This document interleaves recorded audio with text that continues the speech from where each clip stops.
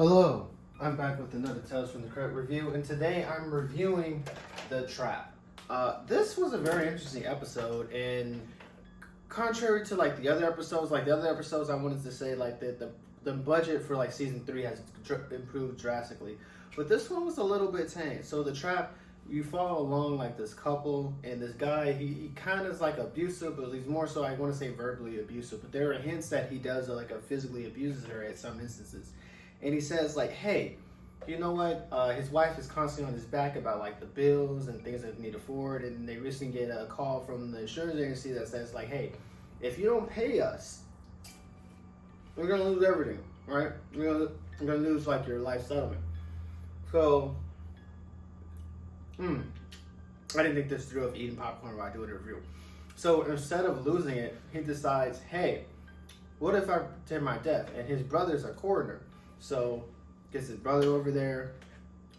They start setting up his death, and it's he's gonna say he gets hit, and then he's gonna fall out, and then he's gonna say that he was murdered. So everything goes well, but it's during the scene, his brother starts eyeing his wife, and then they start forming a little bit of relationship. And so I thought this episode was gonna end sooner than I thought it did, because the moment he's in that fucking coffin, I'm thinking, okay, close curtains. That's it. But no. He's in that coffin. They get him out of the coffin, which doesn't make sense to me at all, because if you're going to kill him anyway, why would you even do this? But it takes some leaps, and it gets so convoluted, and it stretches this motherfucker into a way that I didn't even expect them to do. So not only do they take some of the money, and what they're doing with $250,000 is insane. I don't even think you can do the same thing nowadays to is $250,000 enough to fake your death? Absolutely not. Absolutely not. You better get your ass to that job. No, not even a little bit. Not even. I can't even consider it. They give him some money to travel to Brazil, and he thinks he's gonna get the money when he gets to Brazil, but he doesn't. And then he goes back home. His brother ends up marrying his wife, and they get the police involved. And it's the most gaslighting I ever seen. Not only did your brother marry your wife, they're telling you that you're an imposter, that you're not who you say you are.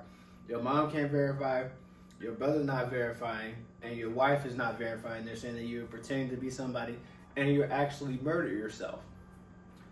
What type of shit is this? It's one thing to fake your death, right?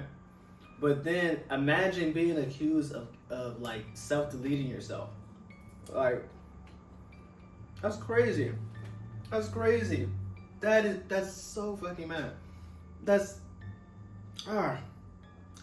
But I will say this is a good episode, but the previous 2 episodes went crazy.